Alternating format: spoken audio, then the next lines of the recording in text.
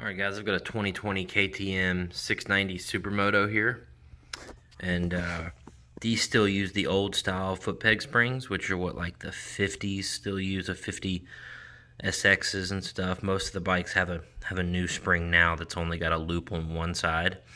So in these old springs, what you need is these pliers right here, and they have the grooves so you can squeeze both of those ends with the pliers, and makes it a lot easier.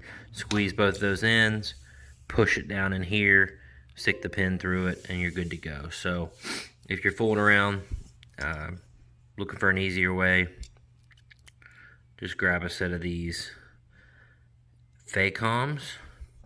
I think KTM sells the power parts part,